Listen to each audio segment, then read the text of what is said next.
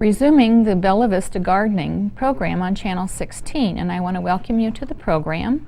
I am Geri Hoerner, and I am a Benton County Master Gardener and President of the Bella Vista Garden Club. We hope in this program to provide you with information to improve your gardening skills and to inform you of the events taking place in the area. We have so many wonderful garden organizations in Northwest Arkansas, and I'd like to tell you about a few of them. The Master Gardener program is operated through the University of Arkansas Cooperative Extension Service. And we currently have 144 Master Gardeners, and we operate a Master Gardener hotline. And this hotline is set up to answer your questions and solve your problems about gardening. And you can call 271-1060 with any question or problem, and they'll hopefully find an answer for you. It operates on Monday, Wednesday, and Friday, and it operates between 9 and 12 noon, and then 1 to 4. So if the Master Gardener can't answer your question, then they will find the answer for you and get back to you. The number is listed on a scroll at the bottom of the screen, and I hope you take a note of that, and you can call in anytime and get information from the Master Gardeners. They also have a website. It's bentoncountygardening.org, and there's a lot of information on that website also. The Bella Vista Garden Club currently has 119 members and 18 Master Gardeners. We have 8 members that are males, and some couples have joined, and we have a wonderful website that explains a lot of our activities and our programs, and it's very easy to maneuver. There's wonderful gardening information on our website, and it's very easy to remember. It's bellavistagardenclub.com. All one word, lowercase. Just type that in and you won't have any problem. The Ozark Hills Daylily Club, if you're interested in daylilies, meets at the Village Wastewater Company. And you might be wondering why they would meet at the wastewater company, but they have a garden located there with about 150 varieties of hybrid daylilies, and they propagate daylilies there. They dig them and they sell them, and their profits all go to scholarships with the University of Arkansas, horticulture students. So they've given quite a few scholarships over the few years that they've been in existence, and if you're interested in joining the Ozark Hills Garden Club, the Ozark Hills Daylily Club, you can just check into the bellavistagardenclub.com, and there's a link to their website. The Village Wastewater Company is located on right off of Highway 71, just south of the Missouri line, and they have a program called Nature's Calling. They take the biosolids that are reclaimed, and they use them to propagate plants that they sell. The profits are returned to the community, and in the past 6 years they have donated over $20,000 to local organizations. So if you've ever heard of Milorganite or seen that in the store, it's a fertilizer, and that is actually biosolids from the Milwaukee water treatment facilities, and it's sold around the country. The Bella Vista biosolids test at lower levels than the Milorganite, and that's because in Milwaukee they have chemical plants, and there's water going into their system with chemicals and zinc, mercury, nickel, and we don't have that in Bella Vista. We don't have manufacturing, so we don't have the bad water going into the system to start with, so the biosolids coming out are even better than the Milorganite, and it's a very good fertilizer, Milorganite. Several years ago, the Northwest Arkansas Garden Co-op was formed, and it includes Nature's Calling from the wastewater company, the Master Gardeners of Benton County, and the Bella Vista Garden Club, together with the Ozark Hills Daylily Club. So those 4 organizations have gone in to to form a co-op.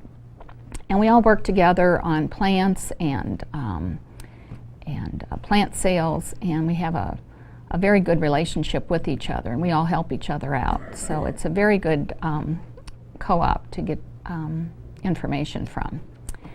And another project the Master Gardeners do is a program called Meet the Masters, where a Master Gardener and his or her garden is highlighted with a DVD, and it is shown at the regular Master Gardener meetings. And we have one of those programs today to show you, and we've chosen Alice Cunningham to be our Master Gardener in Meet the Masters this month. And Alice is a member of the Bella Vista Garden Club, and she's also a Master Gardener, and she's also a member of the Ozark Hills Daylily Club. We all wear all these different hats, and we all get involved with all these clubs because we just love gardening in any shape or form of it.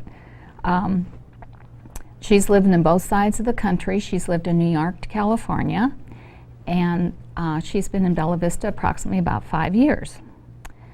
So this film was taken or made the day after the Bella Vista Garden Club Garden Walk last June. And Beth Strickland is reviewing her in this little segment. And Beth Strickland is the one that has developed this Meet the Masters program. And she's done such a wonderful job. We've all enjoyed seeing Master Gardeners in their gardens and getting to know them better. And so I think we need to go enjoy a visit to Alice's garden.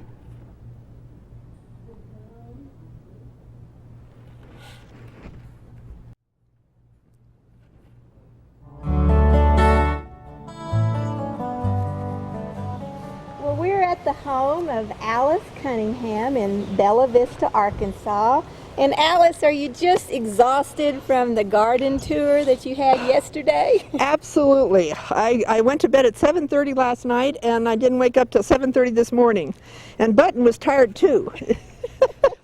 Well, I know it was a great day. A lot of work, yes. And I know the Bella Vista Garden Club appreciates you allowing them to traipse through your garden, and your garden is just lovely. Thank you. And really was. What was the highlight of your garden? What caught most people's attention yesterday? Well, they loved the whole garden. I had many compliments, but the one flower they asked about the most was a dahlia. They didn't know what it was, and it's a beautiful flower over there that's nice pink, and I had many questions about that, and also the Russian laurel around my deck. Those were the two main questions. And you told me you got the dahlia, where did you say? At Westwood Gardens. In fact, most of the flowers in my garden are from Westwood Garden. We have a big perennial barn, and so anytime you go in there, it's a lot of different choices. Well, your garden is certainly beautiful. I can understand why it was a standout on the garden tour yesterday. Thank you. Well, we're anxious to see more of it, so okay. we'll go on. All right. I've lived here for about 3 years. It'll be 3 years in July.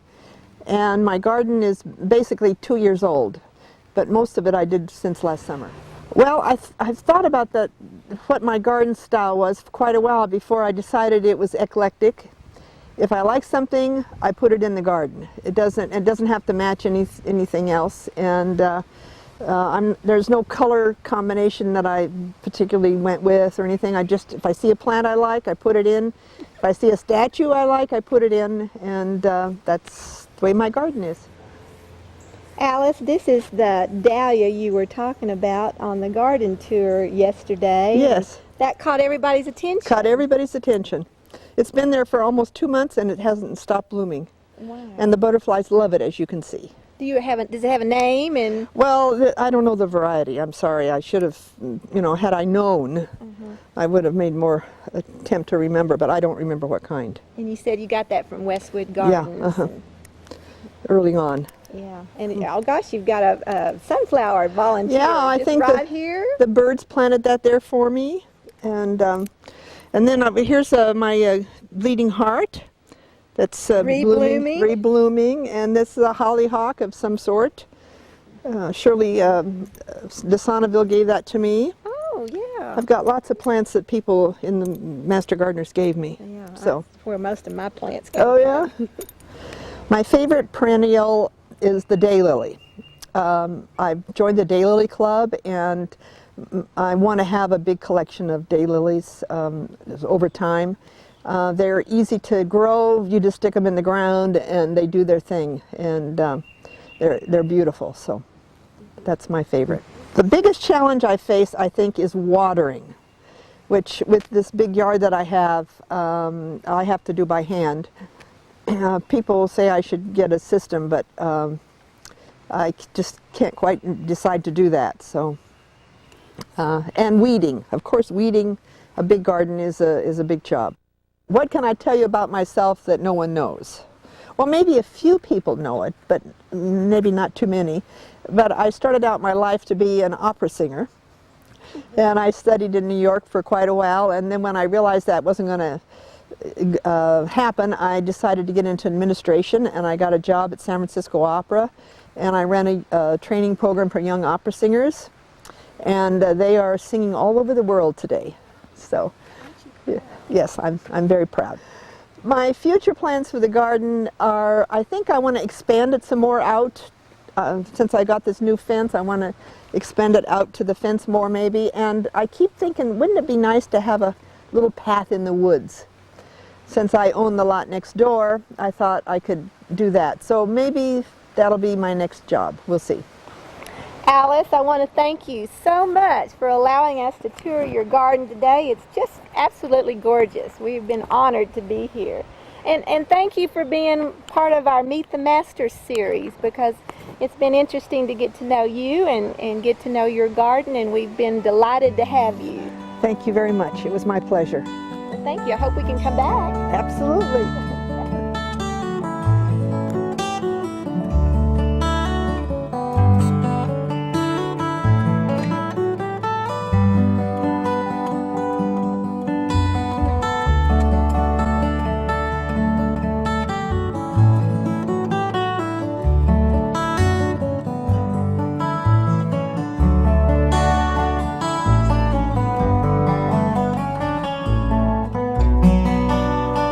Beautiful garden.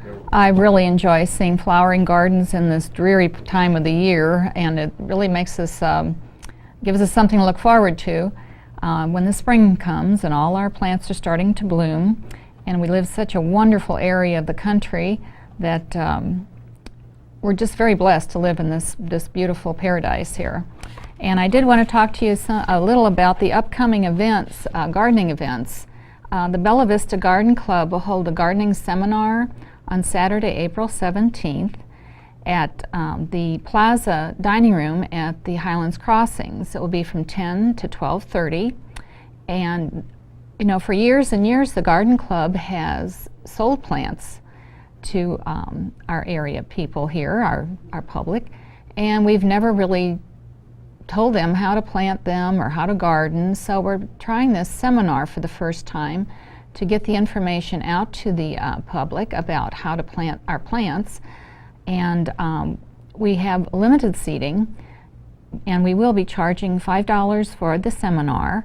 That will cover just our expenses. We'll have refreshments, handouts, door prizes, and it's going to be a nice event to attend, to learn more about planting in Bella Vista and preparing your gardens. So then once you prepare your gardens for the plants, we're having plant sales. And on Saturday, April 17th and April 24th at the Village Wastewater plant, we will have plant sales. And these sales will be from the Nature's Calling plants, Bella Vista Garden Club, and the Ozark Hills Daylily Club. And we have to watch for more information on these plant sales. We'll have more information out in flyers and in the papers in the village. And I always call it the village. I know it's a city, but it's always going to be a village in my heart, so I keep calling it the village. And we'll have more information too on our website. And the Bella Vista Garden Club website again is just bellavistagardenclub.com. It's very easy to find and easy to maneuver. Then on Saturday, May 1st, the Bella Vista Garden Club is going to have its plant sale. And this is an annual plant sale that we have at Tanyard Pavilion. It's from 8 in the morning till 1 o'clock. And it's our largest fundraiser This is how we support our Dorothy Wallace scholarships that go to the Northwest Community College students, and this year we have given out $2,500 in scholarships to the NWAC students studying landscaping and horticulture. And it's just near and dear to my heart. I just love to give scholarships to students. The students are the future of horticulture for us, so we have to really support our students, and these scholarships really help them. The things to do in March, that is really the topic of our show, and there's so many things that need to be done in March. It doesn't seem like March is a big gardening month, but the first thing we could do is your soil test. If you do your soil test and take it to the extension office, and that's located next to the, real close to the jail actually on 14th Street. It's in the health department building. And what you want to do is take samples in specific gardens so that you can test, they can test the pH levels and they can test the nutrients. And you need to dig down just a few inches below the soil and get a total maybe of about a cup, a little over a cup in each garden. So you might want to take a soil test in your rose garden and label it for roses, or your vegetable garden, or your lawn, and just have those separate tests done. And that way they can test for nutrients for that specific garden. And you want the soil to be dry. You can't submit wet soil. So I usually just go out and I take like samples in 4 or 5 areas of a specific garden. And if it's wet, I just lay it out on newspaper on the garage floor and make sure it's dry. A couple days it'll be dry. That newspaper will absorb the moisture.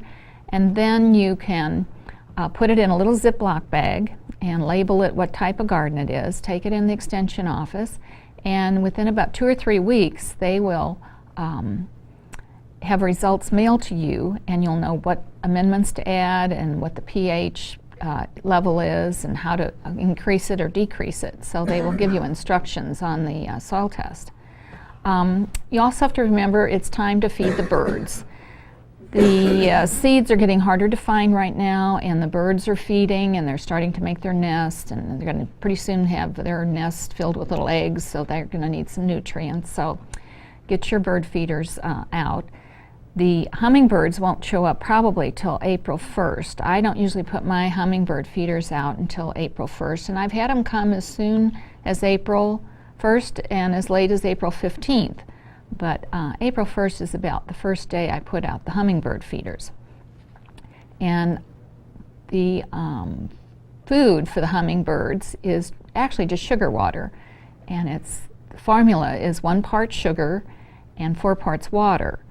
If you get stronger than, say, 3 parts water to 1 part sugar, it's a little hard on their kidneys to process all that sugar. But 4 to 1 is the normal formula for the hummingbirds. And you really don't need the red dye in there. I don't know if that's really good for the birds. I just use just sugar water, and I boil the water for just a minute or 2 and then put it in the feeders. So remember your hummingbirds. I've had hundreds of hummingbirds at my feeders over the years, and some people say they know a certain hummingbird that comes back, and I haven't figured out how they know that. They all look alike to me. So lawns this month, March is the time to apply the pre-emergence to prevent the weeds and the crabgrass, and you want to put that down maybe right before it rains. Kind of watch the weather and see when they're going to have some rain, and get your pre-emergent down. If it doesn't rain, you can water it down a little bit, and then be sure to drain your hoses, because we could still have some freezes before April, and your hose may freeze if you don't drain it. For roses, the best time to plant bare root roses is March, and if you've ordered any from the catalogs, you'll probably be receiving them in March. They're just a good rose to plant in March. If you get a potted rose with a pot, you can plant those just about any time. And a good reminder to plant your roses and prune your roses is when the forsythias bloom. And that's something that a rosarian told me a long time ago. When the forsythias bloom is the time to prune your roses. So you want to get them pruned early in the season. And then as soon as the growth starts, you want to start treating for black spot and any other diseases. As far as pruning, it's time to prune the crepe myrtles, the butterfly bushes, the summer blooming spirea, and they need to be pruned in March because they will bloom on new growth. So they need to be pruned now. If you have overwintered any tropical plants like mandevilla or bougainvillea, now is the time to kind of shear them back a little bit. And they'll be going out probably in May when the weather is very much warmer than now. And you don't want to prune any of your spring flowering blooms like your azaleas or your other flowering shrubs. If you trim now, you're going to trim all their blooms off. So you have to wait till after they bloom before you trim your azaleas, rhododendrons, and your spring flowering bushes. And one thing you need to look at in your azaleas is if you have lace bugs, and I've had lace bugs over the years, the best way to treat that is with something called Bayer Advanced Formula for trees and shrubs. And it's a soak that you put onto the base of the plant. It goes into the root system. It's systemic. And I have found a very good process to do this. I take 2 watering cans, and the first watering can I fill it with like 2 gallons of water, whatever the can holds. Then I put in my Bayer tree and shrub and mix it in. If you put the Bayer in first and then put the water in, you're going to get a lot of foam, so it's just going to foam up. So you need to add the water to the watering can first, then put in your product and stir it. Then the next watering can is just going to be plain water. So once you've soaked your bush with the treated water, then you follow it with another watering can of plain water. That really soaks it into the roots. The grasses should be cut back this month too, before the new growth really gets started. If you've seen these tall grasses chopped back about 4 or 6 inches, now's the time to do that. You want to cut them straight across, and also you want to trim your liriope, or the monkey grass. Some people call it monkey grass or turf grass. That should be trimmed now before the new growth starts. And some people use a weed whacker and they just whack it off with the weed whacker. I found a better system with my husband and I will take the grasses and I'll hold them up in a clump, and then he takes the lopper and then just lops right underneath. But you just have to be careful you don't get your fingers in there. Don't let him cut your fingers. So just hold up that clump grass and chop it off. Then I just put that in my compost pile, and it turns into compost. For your bulbs, the tulips and daffodils are starting to bloom, and if you plant the tulips and daffodils with varying times of bloom, you can have a long season of blooms in your garden this spring. Some bloom earlier than others and some bloom late. So if you look at the varieties and plan for your planting in November, this is probably a good time to go around your garden and decide where you'd like to add bulbs for next year and make a note of that. It's always apparent in the spring where you'd like to have some bulbs come up, but it's not the time to plant them. You have to plant them in November. So this is the time to go around to your garden and look at your area and see where you'd like to plant your bulbs for next November and make a note of that. Vegetables, it's time to plant cabbage, kale, lettuce, peas, spinach, turnips towards the end of the month. And annuals, you get a jump on annuals by planting seeds indoors. One of my pet peeves is that the garden centers have all these plants available in March. They have their vegetables and their herbs and their annuals, and you can't plant in March. It's too early. So you end up buying them, planting them, they die. You buy some more and plant them again. So I really wish that the garden centers wouldn't offer these plants until it's time to plant them, but they're always trying to get a jump on the planting season. Arbor Day is March 16th, so you may, March 16th. So you may want to think about planting a tree for Arbor Day. There's so many wonderful spring blooming trees that really add to the landscape here.